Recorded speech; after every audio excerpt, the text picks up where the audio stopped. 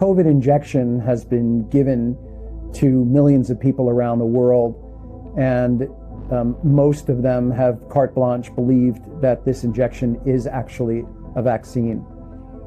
But in fact, if we do our due diligence and do our homework, the COVID injection is not a vaccine. And so how I was trained in medical school is to understand what the criteria we look at in order to understand if an injection is a vaccine. And number one, the injection must give you antibody immunity to a virus or a bacterium. Number two, that antibody must give you protection from that virus or bacterium.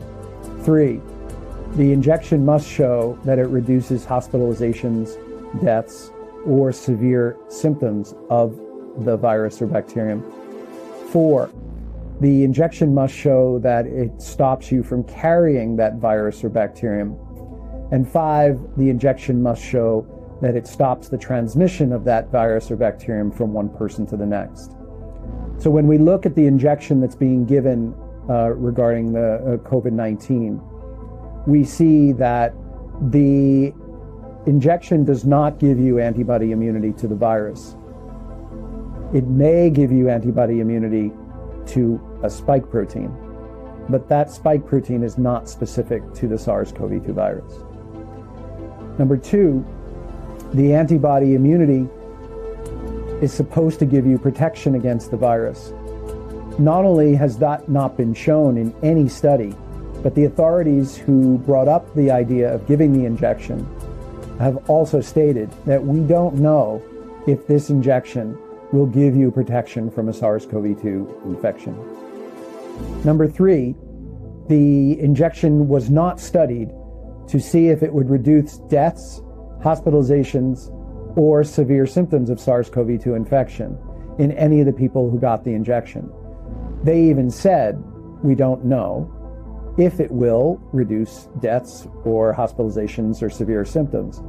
And they also said that it may reduce symptoms. And that was as far as they went. But there was no mention of it protecting you from the SARS-CoV-2 viral infection, or stopping you from dying from the SARS-CoV-2 viral infection, or stopping you from being hospitalized or developing severe symptoms. Number four, there were no studies done to actually look to see if by getting this injection, you would no longer carry the SARS-CoV-2 virus. And number five, there were no studies done to see if you would stop transmitting the virus from one person to the next. None of the five criteria were met to meet the definition of a vaccine. This injection is not a vaccine. It was never meant to protect you against a SARS-CoV-2 virus infection, and the authorities even told you that they didn't think that it would. After the injection was given, there were some studies published that showed that the injection did stop the transmission of the virus from one person to the next. And that stopping of the transmission was defined by a PCR test that was now negative. But the problem is that the PCR tests were manipulated to change the cycle thresholds, which would preferentially give them a false negative test when they wanted a false negative test to result. More often, in the early parts of the pandemic, the PCR test was manipulated to a higher cycle threshold, which gave you a false positive response, meaning that people would be told that they had a SARS-CoV-2 virus infection, when in fact they really didn't.